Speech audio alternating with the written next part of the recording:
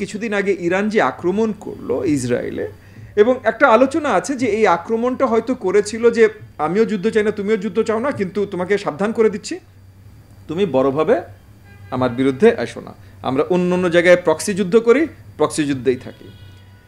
এখানে যেটা হলো যে এরপর ইসরায়েল, আমেরিকা এবং ওয়েস্টার্ন ওয়ার্ল্ড ইসরায়েলকে বারণ করার পরও ইসরায়েলও আক্রমণ করলো। ইসরায়েল যে আক্রমণ করলো, ইসরায়েল আবার খুব লিমিটেড আক্রমণ করলো, ইরানের মতোই। ইরান যেরকম আক্রমণ করছে খুব লিমিটেড আক্রমণ, যে মানে আমি তোমাদের ধাক্কা দিলাম, দেখো ঘুষি আমিও মারতে চাই না, ঘুষি তুমি মারো আমি খাই এটাও চাই না, কিন্তু তোমার ধাক্কার একটা ফেরত আমি ধাক্কা দিলাম, এখন চলো এখানেই থেমে যাই। বৈশ্বিকভাবে বাংলাদেশ সরকার এখন চীন, রাশিয়া ও ভারতের বলয়ে। আমরা দেখছি ফিলিস্তিন ইস্যুতে গোটা মুসলিম বিশ্ব, পশ্চিমা বিশ্বের নিন্দা করছে। সেক্ষেত্রে বাংলাদেশের সাধারণ মানুষের অবস্থা কি হওয়া উচিত? দেখেন, বাংলাদেশের সাধারণ মানুষের যে অবস্থা হওয়া উচিত ফিলিস্তিন ইস্যুতে, মানে ইসরায়েলের আক্রমণ এবং এই যে ফিলিস্তিনের প্যালেস্টাইনের যুদ্ধ, এই ইস্যুতে বাংলাদেশের জনগণের অবস্থান যা হওয়া উচিত সেই অবস্থানেই আছে। তারা মানে তীব্র নিন্দা জানাচ্ছে, এবং তারা তাদের জায়গা থেকে, বাংলাদেশের জনগণ তো আর আমেরিকান স্টেট চালায় না বা নেটো চালায় না যে বাংলাদেশের জনগণের কথায় নেটো এই যুদ্ধ থামাতে বাধ্য করবে ইসরায়েলকে, কিন্তু বাংলাদেশের জনগণের জায়গা থেকে বাংলাদেশের জনগণ আওয়াজ তুলছে। বাংলাদেশ সরকার নিয়ে অনেক প্রশ্ন রয়ে গেছে। বাংলাদেশের সরকার দুই চারটা কথা হয়তো বলছে, হয়তো না বলছে, সরকারের একদম উচ্চ পর্যায়ের মন্ত্রণালয় মন্ত্রী সব এরা বলছে, মানে ইসরায়েল সম্বন্ধে নেতিবাচক বক্তব্য দিচ্ছে, যুদ্ধ থামাবার কথা বলছে, কিন্তু অন্যদিকে তারা ইসরায়েলের সাথে সম্পর্ক রক্ষা করতে চেষ্টা করছে। অন্যদিকে যেই সরকারগুলো ইসরায়েলকে ক্ষমতায়ন করে, শক্ত সম্পর্ক রাখে, ইনক্লুডিং ভারতীয় সরকার, তাদের সাথেও খুব সুসম্পর্ক রেখে যাচ্ছে। এবং সো এই যে বাংলাদেশ সরকারের যে অবস্থানটা, এটা বাংলাদেশের জনগণের কমপ্লিটলি পরিপন্থী অবস্থান। বাংলাদেশের জনগণের যে অবস্থান, সরকার মুখের কথা দুই চারটা কথা বলছে এটার সাথে তাল মিলিয়ে, বাট আসলে তাদের অবস্থাটা পুরোপুরি উল্টো দিকে। তারা পুরোপুরি ইসরায়েলের সহায়ক একটা সরকার হতে চাচ্ছে। তাদের ওই ক্ষমতা নেই যে ইসরায়েলকে আসলে বড় কোনো সহায়তা করতে পারবে, কিন্তু তারা ইসরায়েলের বন্ধু থাকতে চায়। সো বাংলাদেশের যে মানে আমাদের যে ফরেন পলিসি স্ট্যান্ডসগুলো পর্যন্ত ছিল, সেগুলোর বিরুদ্ধে যে তারা ইসরায়েলের সাথে সুসম্পর্ক রাখতে চেষ্টা করছে বাংলাদেশ সরকার। আপনি কি মনে করেন মধ্যপ্রাচ্যে ইরানের প্রভাব ও শক্তি বেড়েছে? মধ্যপ্রাচ্যের অবস্থান এখন খুবই কমপ্লেক্স, মানে বোঝাও খুব মুশকিল। ইরানের অবস্থান দেখুন, মনে করেন ইরান অনেক আগে থেকেই মধ্যপ্রাচ্যে, মানে সেই 47 সালের পর থেকেই এক ধরনের শক্তি তাদের অবস্থান ছিল। কারণ ইরানের সরকার আর সৌদি আরবের সরকার, এই দুইটা সরকার ছিল হলো ওয়েস্টের, মানে আমেরিকা, ব্রিটেন, ফ্রান্স যদি ধরেন, মেইনলি আমেরিকা, বাট ব্রিটেন, ফ্রান্সের সাথে এদের সবচেয়ে শক্তিশালী বন্ধু ছিল ইরানের শাহ সরকার আর মানে সাউদ সাম্রাজ্য। সো এই দুটো, তারপর ওই যে আপনার ইসলামিক রেভলিউশনের পর, সো 79-এর পর যখন আবার একটু খেলাটা পাল্টে গেল, তখন এমন হলো যে মানে পশ্চিমা বিশ্বের সবচেয়ে ভালো বন্ধু রয়ে গেল ঠিকই আপনার কি বলো না, রিয়াদ এবং কায়রো, মানে ইজিপ্ট, মিশর এবং সৌদি আরব, আর সবচেয়ে বড় শত্রু হয়ে দাঁড়ালো ইরান। সো ইরান তখন দুটো জিনিস করতে চেষ্টা করলো, একটা হলো শিয়া বলয়। সো ইরানিয়ান পলিটিক্যাল ফিলসফিও যে যে তাদের যে রাজনৈতিক দর্শন, সেটাও কিছু দূর শিয়া ইসলামকে, শিইজমকে বৈশিষ্ট্য করে। তো এই শিইজমের বৈশিষ্ট্য এবং প্লাস রেভলিউশনের বৈশিষ্ট্য, তো শিইজম একদিকে, রেভলিউশন একদিকে, এই দুটার বৈশিষ্ট্য সৌদি আরব বা আপনার কি বলে না, মিশর, এরা মেনে নিতে পারে না। হ্যাঁ, শিইজমের বৈশিষ্ট্য মেনে নিতে পারে না, এরা সুন্নি আমাদের মতো। আবার রেভলিউশনের বৈশিষ্ট্য মেনে নিতে পারে না, কারণ সৌদি আরব মোনার্কি, রাজত্ব, রেভলিউশন মানে কি, মানে আগে রাজত্ব নামাও, সো এরা মেনে নিতে পারে না। এরা একদিকে পুরোপুরিভাবে ইরানের শত্রু, উল্টো দিকে আবার ইসরায়েল ইরানের শত্রু। তো ইরান এখানে বলয় তৈরি করবার জন্য, এই ইরান ইরাক যুদ্ধ থেকেই জিনিসটা শুরু হয়েছে, বাট ইরান ইরাক যুদ্ধের পর থেকে ইরান বলয় তৈরি করার জন্য ইরান যেটা শুরু করলো, যে ইরান তাদের প্রক্সি মিলিটারি তৈরি করা শুরু করলো।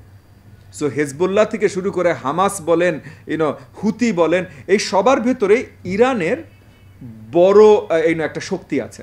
মানে এদেরকে অনেক ধরনের পৃষ্ঠপোষকতা ইরান করে, সহযোগিতা ইরান করে। সো হেজবুল্লাহ, হামাস, হুতি যেটাই বলেন না কেন, এখানে ইরানের বড় শক্তি আছে। এবং ইরান আমেরিকা এবং সোভিয়েত ইউনিয়ন একসময়, আমেরিকা এখনও করে, সোভিয়েত ইউনিয়ন একসময় করতো, যেটা প্রক্সি ওয়ার, মানে ওরা একটা যুদ্ধ একটা দেশের ভিতরে চালাবে কিন্তু নিজেরা ডিরেক্টলি এই যুদ্ধের মধ্যে ঢুকবে না। তো ইরান এই কাজটা করে। লেবানন থেকে শুরু করে সিরিয়া বলেন, আপনার ইয়েমেন বলেন, আর এখন ইসরায়েল বলেন, ইরানের এই ফোর্সগুলো আছে, ইরান এই কাজগুলো করে। এবং ইরানও সোজাসুজি ইসরায়েলের সাথে বা পশ্চিমা বিশ্বের সাথে যুদ্ধ করতে চায় না, পশ্চিমা বিশ্ব ডিরেক্টলি ইরানের সাথে যুদ্ধ করতে চায় না। এবং পশ্চিমা বিশ্ব তৈরি হয়ে আছে কিন্তু ইরানের সাথে যুদ্ধের জন্য। আপনি ইরানের বর্ডারের দিকে যদি তাকান দেখবেন মানে মানে প্রচুর, হয়তো 100-র ঊর্ধ্বে, আমি এক্স্যাক্ট কাউন্টটা জানি না, আমেরিকান মিলিটারি বেস ইরানের বর্ডারের চারিদিক দিয়ে আছে। আমেরিকান মিলিটারি বেস কেন ভাই?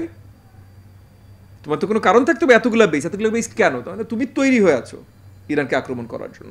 এবং কথায় কথায় আজকে থেকে না, কিন্তু সেই জর্জ বুশ জুনিয়রের আমল থেকে কথা উঠেছে ইরান আক্রমণ, বহুবার ইরান আক্রমণ করা হচ্ছে না। ইরানও নিজেদের বলা এটা যে অনেক ধরনের ক্ষতি ইরান করতে পারে সেই ভয়টাও আছে, তার জন্য ইরান আক্রমণ করছে না। সো এই ভয়ের ভিত্তিতে কিন্তু ইরানের সরকার এখনো মানে তাদের দেশ ধরে রাখতে পেরেছে, ইরাকের মতো বিলুপ্ত হয়ে যায়নি বা আফগানিস্তানের মতো বিলুপ্ত হয়ে যায়নি, পশ্চিমা বিশ্ব সে নিয়ে যায়নি, ধরে নিয়ে যায়নি। তো রিসেন্টলি যেটা হলো যে এই যে কিছুদিন আগে ইরান যে আক্রমণ করলো ইসরায়েলে, এবং একটা আলোচনা আছে যে এই আক্রমণটা হয়তো করেছিল যে আমিও যুদ্ধ চাই না, তুমিও যুদ্ধ চাও না, কিন্তু তোমাকে সাবধান করে দিচ্ছি, তুমি বড়ভাবে আমার বিরুদ্ধে আসো না, আমরা অন্য জায়গায় প্রক্সি যুদ্ধ করি, প্রক্সি যুদ্ধেই থাকি। এখানে যেটা হলো যে এরপর ইসরায়েল, আমেরিকা এবং ওয়েস্টার্ন ওয়ার্ল্ড ইসরায়েলকে বারণ করার পরও ইসরায়েলও আক্রমণ করলো।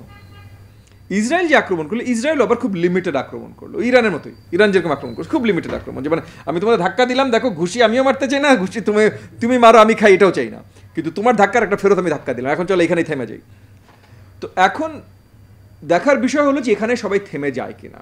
একটা ভালো সম্ভাবনা আছে এখানে থেমে যেতে পারে, একটা ভালো সম্ভাবনা আছে। কিন্তু যদি থেমে না যায়, কারণ ইরানের ভিতরেও মানে ইরানের বর্ডার মানে ইরানের নিজেদের দেশের ভিতরে এখন পলিটিক্যাল আনরেস্ট চলছে, অনেক সব কিছু মিলিয়ে মানে নিজেদের পলিটিক্যাল ঝামেলা সাথে গ্লোবাল এই যে মিডল ইস্টার্ন এই ঝামেলাগুলো চলছে। তো ইরান ওই ঝামেলা সামাল দিতে যে যদি আক্রমণ আবার করে, ইসরায়েলের তো বহুত ঝামেলা চলছেই, কারণ ইসরায়েল আক্রমণ করে যাচ্ছে মানে নৃশংসভাবে জেনোসাইডাল হামলা করে যাচ্ছে, চালিয়ে যাচ্ছে প্যালেস্টাইনের নিরীহ লোকজনদের উপরে, জনগণের উপরে। কিন্তু তাদের উপরে অনেক প্রেশার আছে, মানে নেটো থেকেও তাদেরকে বারবার ইসে দেওয়া হচ্ছে, থ্রেট দেওয়া হচ্ছে যে তাদের সহযোগিতা কমিয়ে দেওয়া হবে বা বন্ধ করে দেওয়া হবে, এই সেই অন্য সবাই দিয়ে যাচ্ছে।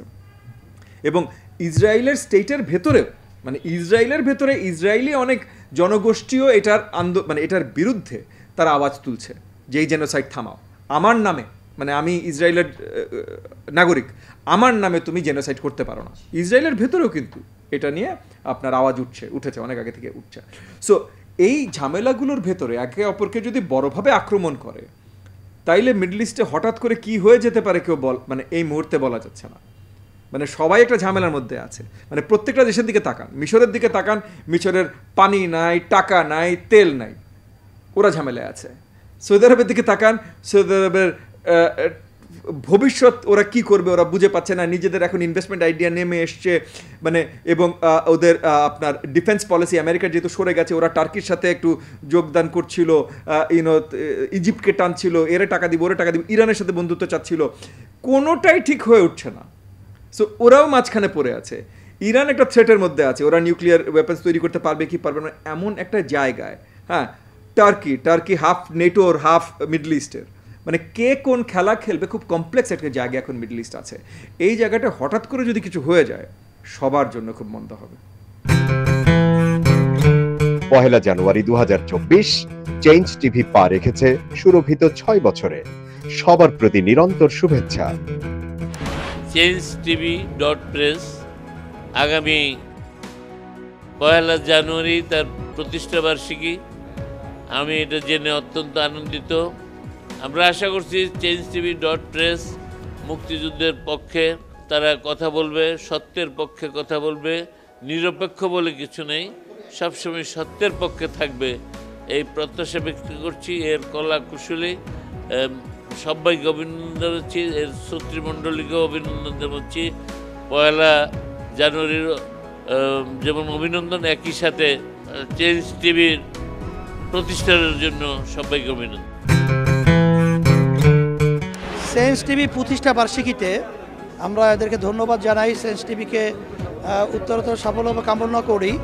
আর সাথে সাথে আমরা বিশেষ করে এদেরকে অনুরোধ করব যেন তারা দেশের পক্ষে এবং বাংলাদেশের জনগণের পক্ষে, ইসলামের পক্ষে, হকের পক্ষে, সত্যের পক্ষে তারা যেন সুন্দর পরিবেশন করতে পারে এই আশাবাদ ব্যক্ত।